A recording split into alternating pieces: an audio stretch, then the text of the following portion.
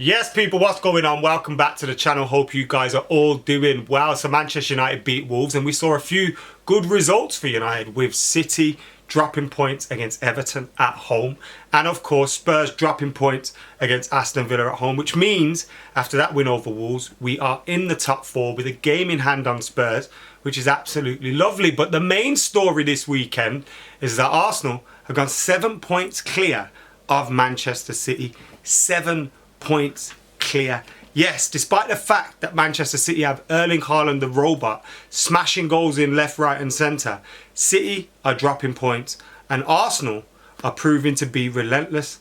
They dropped those points against Southampton. I think it was a draw there. They obviously lost against United, but pretty much every week so far they've been putting in match winning performances and have come back from the World Cup break with 2 wins as well.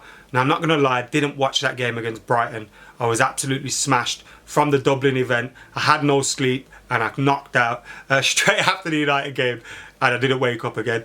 But it was a big result for them. Brighton away from home, usually a difficult game for any club. A lot of teams have gone there and dropped points, and with the added pressure of knowing that Manchester City had dropped points, a win for them would take them 7 points clear of Man City. Now it is only 16 games gone and there's still plenty to happen, 22 games to go. But you have to say fair play to Arsenal. They're doing really well at the minute. The job for them this season would have been to get top 4, get Champions League football, something that they haven't done under Arteta so far in the 2.5, 3 seasons that he's already had. So Champions League football would have been the goal for them after the recruitment with Gabriel Jesus, etc. And it looks like that's pretty much wrapped up. You look at them, 13 points clear with an extra game on Spurs at the moment. 15 points clear of Liverpool, who are all outside of the top 4. Chelsea, they are 19 points clear of them, although Chelsea have a game in hand. So let's say Chelsea win their game in hand. 16 points clear of Chelsea. So their top 4 spot is looking pretty much wrapped up. And they can now focus on trying to shock Manchester City. Now, will they? Can they win the league? I started the season saying, I don't think anyone started the season saying that Arsenal were going to win the league. But after a few months, it started, top of the league, there or thereabouts with Manchester City. People start talking about it. Now, for me personally, going into the World Cup, I've always been sitting there thinking, Manchester City will eventually get going. Picking up results left, right and centre. They are absolutely relentless. And that Arsenal eventually would just fall away, maybe get 2nd or 3rd.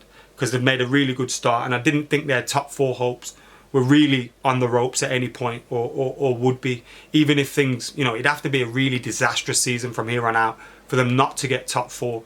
So I thought eventually Manchester City are going to come through, but Manchester City at the moment, you've got Pep Guardiola talking about how, quite early on, how important it is not to let Arsenal gain more points on them. And I thought that's quite early for him to go with that. I didn't think he'd really comment that much on them, early on in the season. Maybe he was trying to put the pressure on them. But in turn, he's put the pressure on his own team. We saw a Manchester City side who started against Leeds, missing chance after chance after chance, eventually getting the win that they deserved. But against Everton, missing countless opportunities and allowing Demarai Gray, who scored an absolutely world-class goal, to bring Everton back into it, and then Manchester City can't turn things around. Now, you'd still expect with the squad that Manchester City have that they'd come good, go on loads of runs in terms of winning runs, but they've got some difficult fixtures coming up. And in the form they're in at the moment, they've got Chelsea away next. After the cup game, they've got Manchester United away in the league. Spurs at home. Spurs, who are in awful form, usually get a result against Manchester City. And they have got Arsenal eventually coming up in February. But you look at the run to that game against Arsenal, and they could drop more points. Now, I'm saying this and they'll probably go and slap Manchester United up, slap Chelsea, slap Spurs up, and no one will be talking about this anymore. But you could see them dropping points there. And with Arsenal in the form that they're in at the moment, people expect them to drop points. With Gabriel Jesus and stuff being out. Arsenal have got Newcastle, tricky game, North London derby coming up. Then they've got Man United at home, Everton away. So whilst you look at that and you think, Arsenal too could drop points. City could be dropping points along the way. And that means that gap could stay the same, maybe get extended. And you never know what could happen. Look, I still think eventually City will come through, come good. And Arsenal, like I said, will finish second or third. But as the weeks go on, you're giving them more chance of pulling out a shock. More and more chance of pulling out a shock. And you've got to take your hats off to them. I think their defence at the moment, only Newcastle have conceded less than them at the moment. So their defence is doing really well. And they're scoring goals. Even without Gabriel Jesus, who his performances weren't just about goals, to be fair. But they've managed to cover without him. Now, as I said, big fixtures coming up, and that will prove it. But if Arsenal can get through these without losing most of them, then they'll fancy their chances, man. And fair enough. They may as well, you know, hats off to them, because it's difficult to challenge City. They are relentless. But at the moment, they've got them thinking negatively. And if that can last for a few more games, you never know. But I'm still going City. If I was going to put money on it, I'd go City. But incredible stuff. Incredible stuff. No one saw this coming, surely. I definitely didn't, to be totally honest with you. And I think Arteta's doing really well at the moment. Been given the time to build at Arsenal. I think if he's at most other clubs, you know, after the first couple of seasons, probably gets the sack. Arsenal have, you know, backed him in the transfer market as well. And so far, his recruitment and his man management is paying off. Will it pay off with a title, or will that be one step too far? Let us know your thoughts in the comments below.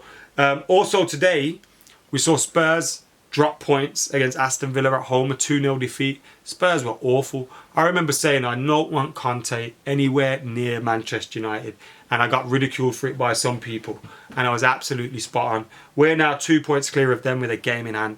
If we can win that game in hand, we would go clear of Newcastle. We'd go into third position. We'd be a point ahead of Newcastle. We'd be 5 points clear of Spurs.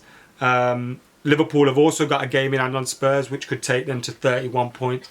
So we'd be 4 points clear, you know, of 5th place as well, if we win that game in hand and that we have on those teams around us. But yeah, that result huge for Manchester United, with Spurs dropping points, Newcastle dropping points, City dropping points as well.